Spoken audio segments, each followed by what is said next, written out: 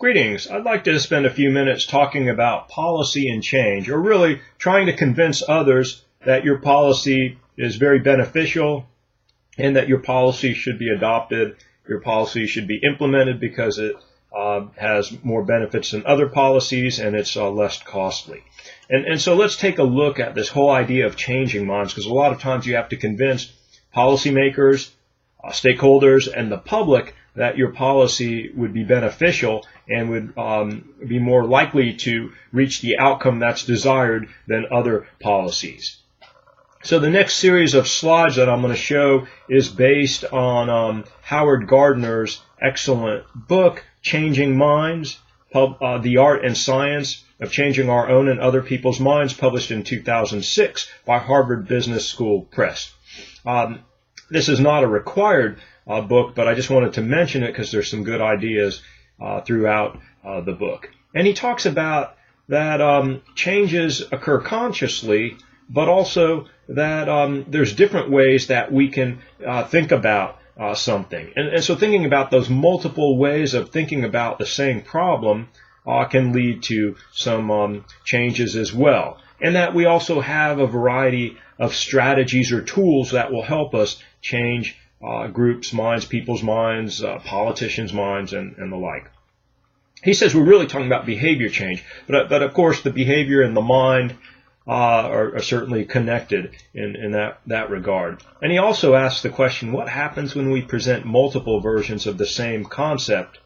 And he responds in his text, we have a better chance of changing minds. So think about all the times where you've asked a question one way and you got a no, and then you rephrase that question another way and you got a yes. So it's kind of that thought process as well. Some would argue that we're trying to manipulate people's thought patterns or thinking. And I would argue, sure. Isn't that what policy making or trying to convince others that they should adopt our policy? I would think some manipulation goes into that. If I could change people's minds, so for example, they would think it's a bad thing to run red lights and they'll change their behavior and not run red lights.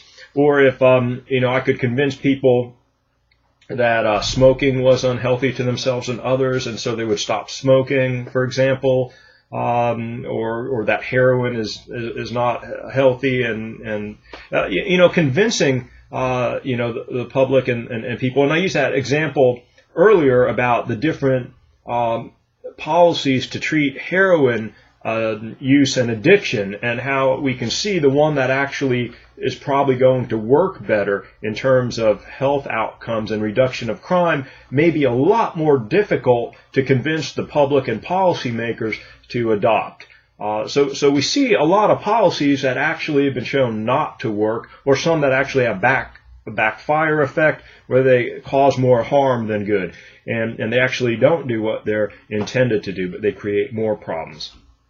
So Gardner talks about 7 factors or levers to change minds. I'm just going to go over those briefly. The first is reason, or just logic based, where we identify and evaluate options, talking to people, trying to base it on what sounds logical or reasonable.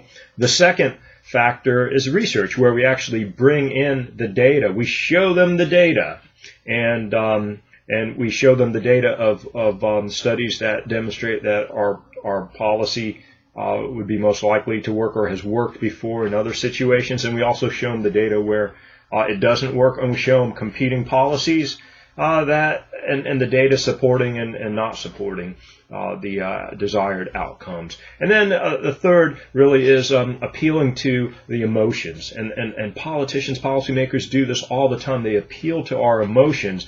They almost make it seem as if we say, well, that doesn't seem like a good idea, that we're going to be viewed negatively. For example, I've seen policies before in the child abuse and neglect field where they were based a lot on emotions and said, well, we have to do something because a tragic event occurred, so we're going to implement this policy, or maybe even a law. And I know, and others know, that it's not going to harm anyone, but it's not going to help anyone. It's have a null effect. It's not going to do anything at all. But yet, I'm not going to go out there and and go against it just because of the PR problems. And there's other programs that have been shown to not work, and yet we know if we go after them, there may be negative consequences. So politics are involved, and I try to bring in some discussion in the course on politics, something that I've never really had a good grasp on or understood, but I've certainly been affected by it in my earlier working in public state-funded agencies, and saw that occur. If any of you have worked in government and you've seen what happens when administration changes, you know what I'm talking about. When I worked in Child Protective Services, it took me about a year to learn how to carry out all the policies and procedures and everything. The second year, I knew what I was doing. The third year, the whole political spectrum changed, and they implemented a totally new way of doing things. So I had to start over. And my third year was spent all over again, starting to learn the system and so on and so forth. And I saw those switches a few times till I said, I'm out of this field.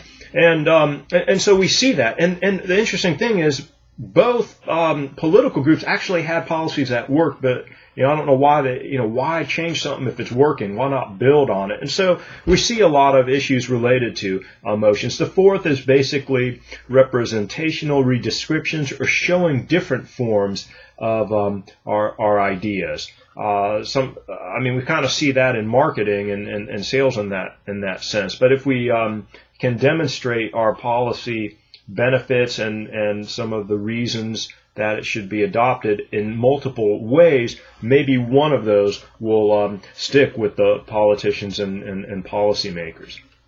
Also, we need to look at the fourth, resources and rewards. That with certain policies come certain resources and certain rewards.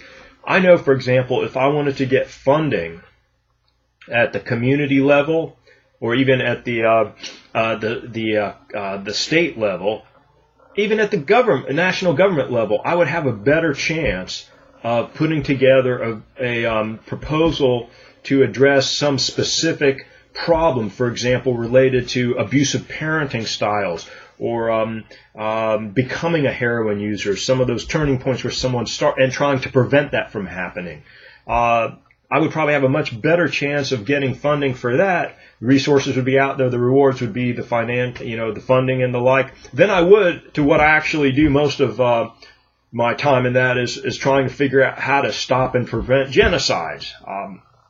I don't know where I'm going to go to get funding for that. Certainly not locally, probably not nationally. In other words, what I'm saying here, and what Gardner I think is saying, is that when we look at changing minds, look at the resources out there and rewards. Resources for people, rewards for people, and we see how that plays in as well. I still have a lot of trouble with that because, the politics, when you mess around with resources of different organizations, you get into conflicts. And also we reward different groups for doing different things. I remember seeing a need, writing a proposal to try to get a small amount of funding to address a specific group that was not receiving any treatment services that were badly needed in the community, and being told basically, no, we don't have the funding for that. I accepted that initially, but then I saw funding going for these other things, and it got very frustrating because I thought, well, that in my mindset, I was thinking that the community sees that more important. But that can't be more important if you were to look at this, in a logical way and think about it. And then I realized that it had to do with community organizations and the resources that are expected and the rewards and all that. My short time as an administrator, I didn't have any training at all. I was trained as a therapist. I was trained as a researcher. But my short time as an administrator, I remember running 2 small programs and having a small staff. Just kind of threw me into that, and when it came time at the end of the year, I turned in the budget, and I had saved some money. I didn't spend it all. And I thought, wow, I'm going to be rewarded with praise. And they brought me in and yelled at me, and they said, how could you not spend this? Well, you have to spend it so we can ask for more next year. Now go spend it. You have 24 hours to spend it. Fortunately, I was able to purchase services from a provider for the next year, but it didn't make sense. I'm getting punished for saving money. And then I realized this incremental budgeting thing, and I also realized that I was not set out to be an administrator. And after 3 months, I went into one of the supervisor's office and I said, please let me go back to being a therapist and a researcher. And he thought, oh, we thought you'd never ask. We were thinking the same thing. And I was very happy. They were very gracious about it. And, I wish they would have, offered that sooner. They were very nice about it. They gave me a little pay raise, and they allowed me to keep that pay raise and kind of switched things around there. Real world events is the sixth one, and that when certain events happening in the world, that we bring all that into interacting with all those other factors that we've been discussing regarding policy, especially when it's a crisis.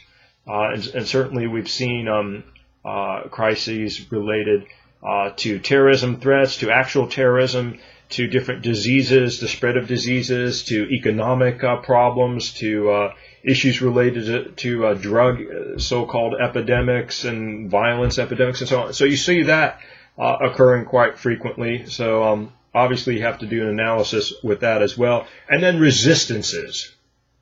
And I always say, look at the strength of the resistances. A lot of times there's all kinds of reasons that people, policymakers, stakeholders don't want to change. And they may be rational, they may be irrational, they may be centered towards self-preservation in the field. We used to look at, these groups that would come together to eradicate a disease, and then they'd succeed. And we'd say, wow, that's great. But we don't have a need for them anymore. But you know what? With their skills and ideas, we'll let them go after other diseases. But we don't want to fund something we've already taken care of.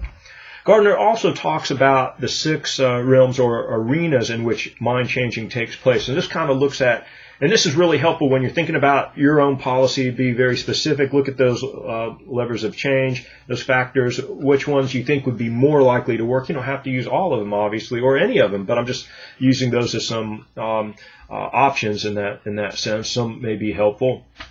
Also analyzing the where the mind changing takes place, and so Gardner talks about large scale change among diverse groups, large scale change among similar groups, changes in art, science, and scholarship, changes from formal educational settings, intimate forms of change, and changes within one's own mind.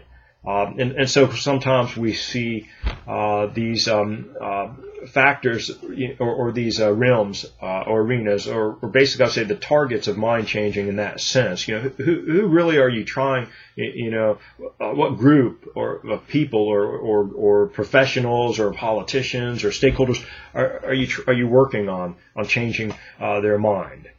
I know, for example, when I worked in the Child Protective Services, there were certain organizations, and that's where I would go to try to change minds. Some of them came out from the state capital with the politicians. Others came out from, local community agencies and interactions. Others were related to the public.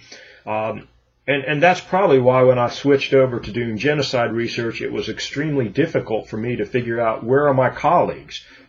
Fortunately, there are some very helpful colleagues and organizations in town. Not a whole lot, but for example, there's an amazing Holocaust Center in the city of Maitland, Florida, that just offers a wealth of educational seminars and book clubs and information and networking. And so I try to go there as much as I can to get all kinds of useful information and knowledge from a multidisciplinary group of educators. And so very fortunate to have that. But if I didn't have that, I don't know, a lot of it would be online groups. I belong to, for example, some online groups that study genocide.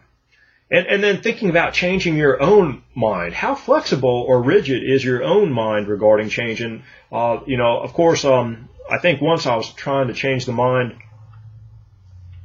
of a local policymaker, and then I started getting into some strategies and techniques. Sometimes that can backfire. He said, "Are you trying to pull that psychological stuff with me and changing my thinking?"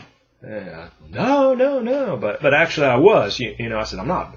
I said, "That's just how I operate." And he said, "I know what you're doing. You're trying to manipulate me to change my mind, and it ain't going to work." And, I'm thinking, okay, I got this rigid thinking policymaker here, but I can work with that because I know how to work with rigid mind sets. And so I agreed and then started agreeing with him so much he changed his mind.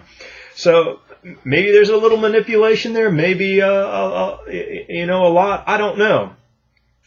But I always try to put it all out on the table. Also, I try to listen to the opposition and have great respect and see it as a challenge, and always go after the data and look at the ideas and some of the problems. Never ever going after the person, which is something I see on television with these high up policy makers, politicians all the time. They seem to attack each other, and I just wish they would start attacking each other's ideas or policies rather than each other's whatever problems weaknesses they might find with them. It's not very productive. Different contents of the minds, ideas, concepts, stories, theories, skills, and we see that in your Bardash book when they talk about policy making and analysis and looking at telling the story when you're creating that. And then Gardner has some ideas, for example, for leading a diverse population, using stories, using your own story, using multiple forms of the story, making it simple to understand, and also for people to identify with it, being emotionally present and relevant, and so on. Leading an institution, how to deal with a uniform population, so a whole group that professionals in the same field. For example, think about the size of the institution, the common themes and knowledge. You may want to use more complex stories and also look at leadership qualities and match on that. Then a discussion of changing minds indirectly. And a lot of this talks about change in science, and so I'm not going to get into all that, but I can tell you I've changed my mind related to scientific findings over the years, because there's been, what I started with back in the 80s, thinking what I was trained and taught, some of that was found later not to be the case. And so I changed my mind when I read the research and I realized that, I was wrong, that we were wrong, really.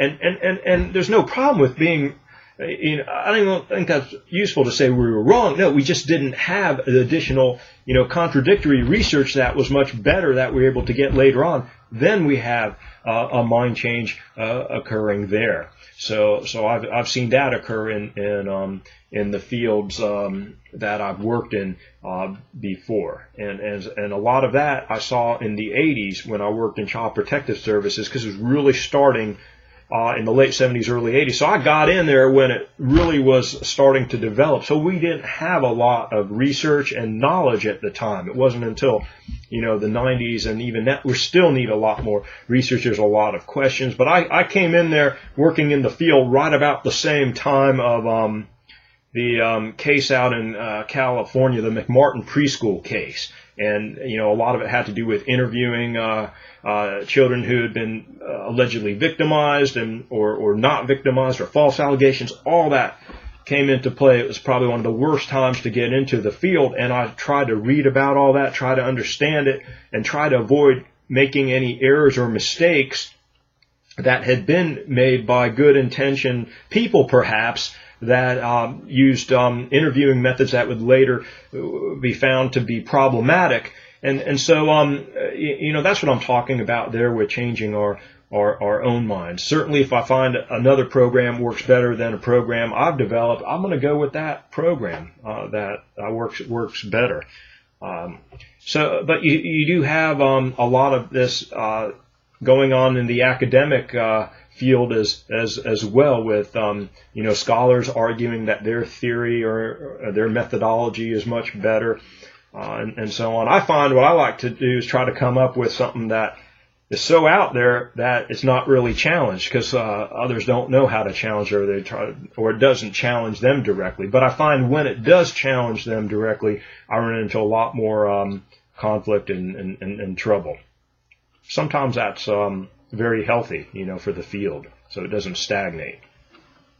And then one of the slides, I kind of summarize the appendix from Gardner's book, where he talks about looking at a framework for analyzing cases of mind changing, types of ideas, desired content, the counter content, the types of audiences, and the formats, and the levers of change, kind of putting that all together. So that's just one small presentation about looking at convincing others to adopt your policy and support your policy. And there's many others, and I'm just presenting Gardner's because I thought it was a useful one, and certainly there are many other useful ones as well. And this wraps up this video. I'm going to go out there and try to convince some policymakers to change their minds.